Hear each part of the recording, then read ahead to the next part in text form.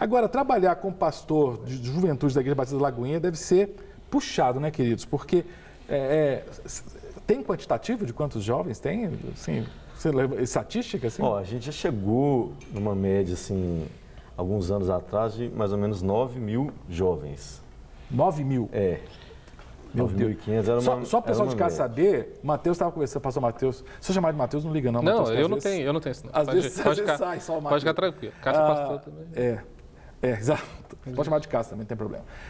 O último quantitativo tinha mais de 80 mil membros da igreja. Membros, isso. 80 mil membros. É porque hoje é uma questão, né? Como o pastor Dudu está falando, e eu também falo pastor Dudu, porque eu falo Eduardo, né? Ninguém sabe quem é Eduardo. Quem é Eduardo, né? Pastor Dudu. Né? Mas o pastor Dudu, a gente está na juventude junto, só que com a expansão da Lagoinha e a abertura de várias igrejas, né, a gente viu também que vários jovens foram para as igrejas. Então, a gente não tem como mensurar a juventude total que está nas igrejas. Então, a gente tem o trabalho da sede. Eu estou fazendo um cálculo aqui, de 80 mil, deve ser muito mais que 9 mil, se você pensar, mais de 10%. 220 igrejas abertas hoje. Lagoinhas. Para a gente poder mensurar, eu creio, pelo que a gente vê de movimentação de culto, que hoje deve estar em torno de 2.500 jovens circulando pelos cultos na igreja. Na sede. Mas a gente tem, por exemplo, igrejas da Lagoinha que são quase eu não vou falar exclusivo, mas a grande maioria é jovem, né? A gente tem Lagoinha Savassi, Lagoinha Centro, né? São igrejas que têm muitos jovens, né? Então, a maioria mesmo é jovem. Se você for olhar o público dessas igrejas... Percentualmente, porque a maioria das igrejas locais, não só a Igreja Batista da Lagoinha, mas a maioria das igrejas locais tem no mínimo aí 30%, 40% de jovens, né? Isso. Se eu puxar esse percentual para 80 mil, dá 32 mil. Sim, dá. Eu acredito que é um número bem relevante. Você gostou do meu conhecimento matemático? Gostei. É questionável, né? Você fez bem uma vez, assim. Né? Você conferiu na calculadora, né? Se você colocar 40 mil, 32 está correto. Tá certo, né? Obrigado, né? Não, que o Matheus fez jornalismo, a gente que é da área do jornalismo tem um probleminha com exato. Mas vamos lá. Você teve matéria de matemática no curso? Cara, no jornalismo? Também só saber quanto que eu precisava para passar, né? Essa era a matemática que eu tinha que fazer. Era a conta que você fazia. Por quê? Mas vamos lá. O Vinícius de Almeida, tem gente mandando mensagem. Obrigado, Vinícius. Vinícius, lá de Volta Redonda. Ele já dá a opinião dele sobre a questão de saída dos jovens da igreja. Ele fala assim, acredito que esses jovens ainda não conheceram verdadeiramente a Cristo, por isso que eles saem da igreja. Os líderes devem continuar investindo intensamente na pregação da palavra. Acredito que a palavra de Deus é o principal elemento para manter os jovens. Vocês concordam? Eu concordo, mas eu tenho um ponto de vista sobre isso. Eu acho que as pessoas que estão na igreja hoje, muitas, não sei se o Matheus vai concordar comigo, mas eu acho que tem muita gente atrás de pessoas e não como como é que eles chamam? Vinícius falou aí, elas não estão atrás do verdadeiro evangelho, estão atrás das pessoas que pregam o evangelho. E essas pessoas têm uma forte chance de se decepcionar, porque a gente é homem, né, Matheus? Sim. A gente erra, o homem erra. Então, eu acho que um dos motivos principais da saída dos jovens da igreja é decepção. Eu colocaria em primeiro lugar.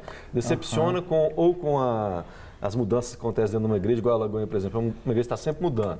Então, a pessoa vê uma mudança, não gostou, sai. Então, ela não tem o pé firmado na rocha, que eu acho que é o que seria... alicerce, né? Não teve, porque a gente vive um momento hoje que a igreja é feita de pessoas recém-chegadas, não é uma igreja que foi criada desde pequenininho dentro da igreja, o pessoal está lá, não. São pessoas que estão chegando agora, então vieram de uma expectativa lá de fora das coisas que viveram lá fora e chegam dentro da igreja, de repente se deparam com alguma coisa que não gostou, ouviu falar mal de alguém, né? E vai embora da igreja e fala, vou ficar aqui para quê? Pastor Eduardo, inclusive eu fiz um levantamento, falei com o pastor Matheus já sobre isso, de alguns motivos que eu pesquisei e que se apresentaram. Um deles, inclusive, é esse que o senhor mencionou, decepção. Chamar o Eduardo de senhor, o cara mais novo que eu. Eu vou chamar de você, sem desrespeito, tá? Eu vou apresentar esses motivos um por um para a gente discutir. Perfeito. Tá? Vocês digam se vocês concordam ou não concordam que isso é um motivo que tem levado os jovens a saírem da igreja. Vamos ao primeiro motivo da nossa pesquisa, que leva a pessoa a sair da igreja, o jovem, por questões litúrgicas. Liturgia é a estrutura do culto, né? E muitos estão dizendo o seguinte, que os jovens têm saído das igrejas porque a estrutura do culto, a liturgia, é uma liturgia muito formal, um atrás do outro, não permite que haja uma participação. Vocês concordam que muitas vezes o jovem migra de uma igreja para outra, porque nessa outra igreja a liturgia é um pouco mais participativa? O que vocês pensam? Bom, eu concordo em partes, né?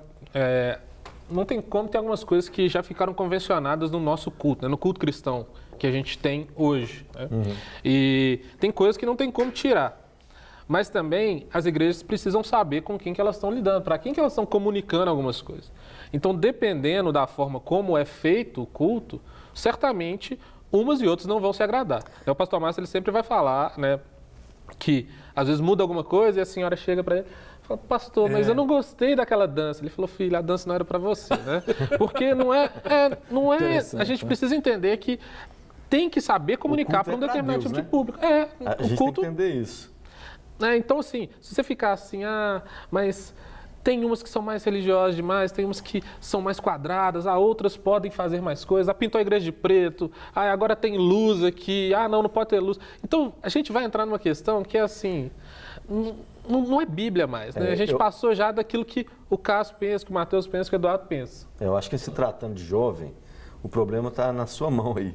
Chama rede social, telefone, a velocidade da informação que eles têm acesso, às vezes não condiz com o que ele está dentro de uma igreja recebendo de informação. Então a gente tem que pensar no formato do culto hoje para o jovem, principalmente para prender a atenção do jovem, não pode ser um culto de o cara falando 2 horas, que o cara não aguenta ficar lá sentado ouvindo. Então você mencionou a segunda razão que eu pesquisei, eu pedi para colocar na tela, que além da questão da liturgia, muitos estão entendendo que os jovens estão saindo pela questão da pregação. Se puder colocar lá, questões homiléticas. Está vendo todo mundo dormindo lá durante o culto, só tem um prestando atenção.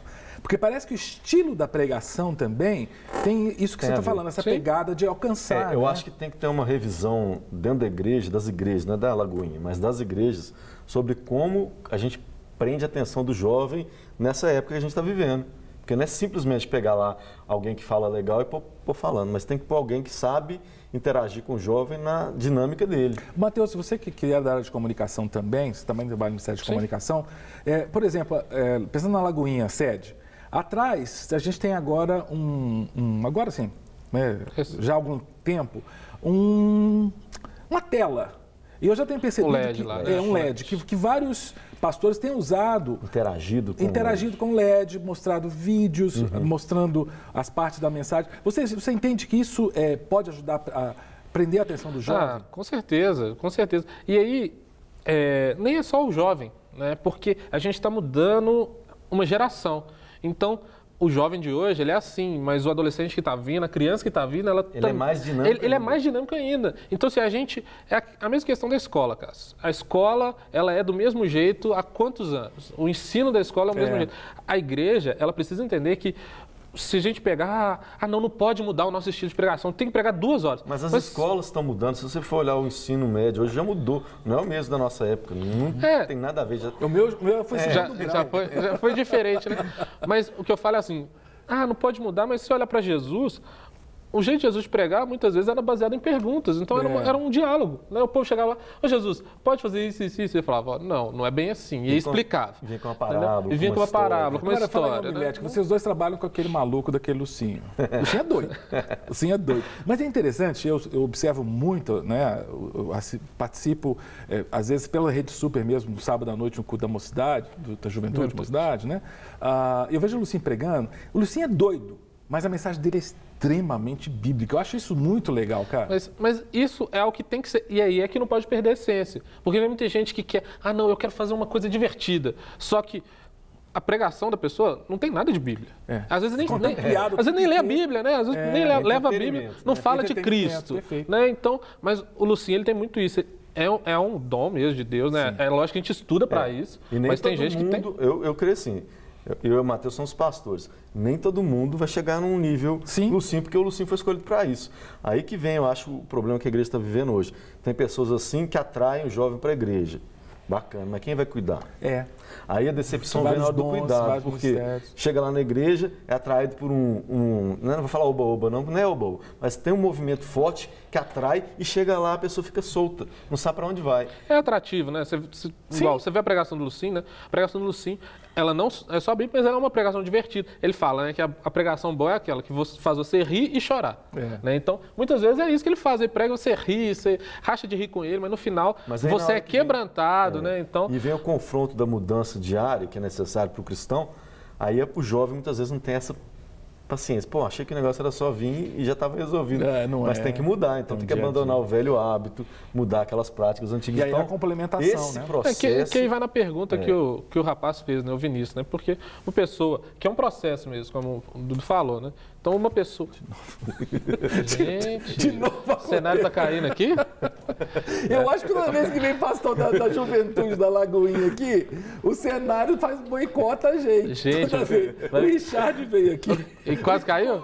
Aconteceu a mesma coisa com essa tapadeira aqui. Falar com o pastor Richard. Vou falar com ele que... Sensacional. Por que você tá falando? Perigoso, né? Nossa, rapaz. Eu vi a televisão chegando para Você viu a televisão? Deixa eu segurar o monitor aqui para parar de balançar aqui. Mas, gente... Que bom que era a gente. Eu quero agradecer aqui o pessoal de Aracaju que está assistindo aqui o programa. Meu Deus, a Vanusa. Vanusa, muito obrigado, viu, querida? Lá de Sergipe, da cidade de Aracaju, capital de Sergipe. Eu fiz a pesquisa também e uma outra questão que eu descobri, que muitos acham que os jovens deixam a igreja por esse motivo aqui. Coloca na tela, por favor, o próximo motivo. Questões doutrinárias e teológicas. Muitos entendem que os jovens começam a discordar da teologia da igreja, discordar do que está sendo ensinado. É isso que tem acontecido? O que vocês pensam? Eu acho que o jovem hoje tem acesso a uma informação muito maior do que antigamente. Então, não é falar qualquer coisa que eles vão engolir. Então, eu acho que os pastores hoje, mais do que nunca, têm que estar preparados para falar não é uma doutrina, eu acho uma teologia sólida e verdadeira. Sim. Porque o jovem ele não é atraído mais por... movimentos. Eu não acho que é isso. Ele tem senso crítico, né, Eduardo? Eles têm um senso crítico. E nem só isso. O pastor Dudu ele tem um culto toda quarta-feira, quarta up lá. Aí o Dudu tá pregando e fala algo. Só que o cara acabou de vir e vê uma pregação que o cara falou outra coisa. E às vezes o que o Dudu tá falando é certo, o cara falou errado, mas porque o outro tem muitas visualizações, você fala, esse pastor tá falando coisa errada, né? Esse pastor daqui, então não vou ficar aqui não. Você fala uma coisa, eles vão na hora lá com o celular e já procuram. É um pessoal antenado, né?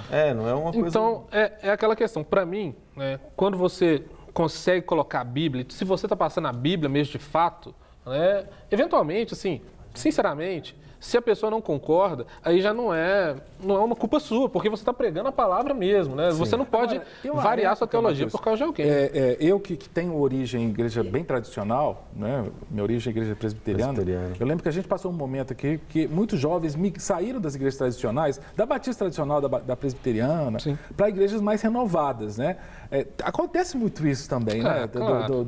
De passar por um avivamento espiritual e querer sair, né? Sim, até porque... Quando Paulo fala assim, para a gente tomar cuidado para não ser levado por qualquer vento de doutrina, é muito isso. Né? Porque às vezes vem coisas que te animam.